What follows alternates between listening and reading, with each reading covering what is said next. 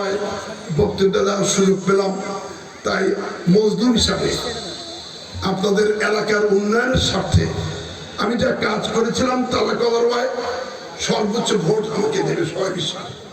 তারার সব মানুষ বলে হাবিবকে এবার ভোট দেব, হাবিব জিতে যাবে, কলারওয়া থাকাই দেন। আপনারা কি কলারওয়া থাকাই দেবেন না? তারা গিয়ে বলে কি হাবিব 40,000 ভোটে কলারওয়া হেরে যাবে। এটা কি সত্য? এটা কি ভুয়া না সত্য বলে? দেখেন ভাই, এরপরে কিছু ষড়যন্ত্র করছে। সকাল 10টার মধ্যে তারা ভোট দেখান কি করবে? তাহাজ্জুদের নামাজ মোর এ থেকে পড়বে, মাহমুদে যেতে বলেছে কেন্দ্রে। তাহলে তাহাজ্জুদের পরে তো ফজরের নামাজ, তা তারা পড়বে না। তাহলে বলছে যে ভোটটা কিরম দেখেন।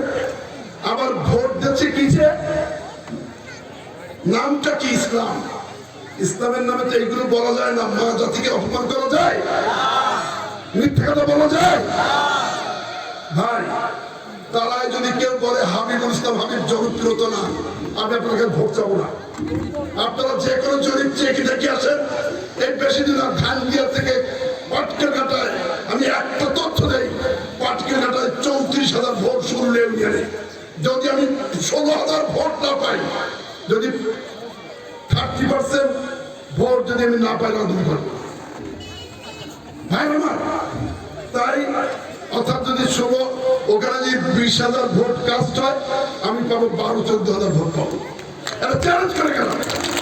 অর্থাৎ তালাতে যে জোয়ার বেঁধেছে, আমি তো এবার যা বুঝেছি আওয়ামী লীগ অস্তিত্বর ব্যাপার।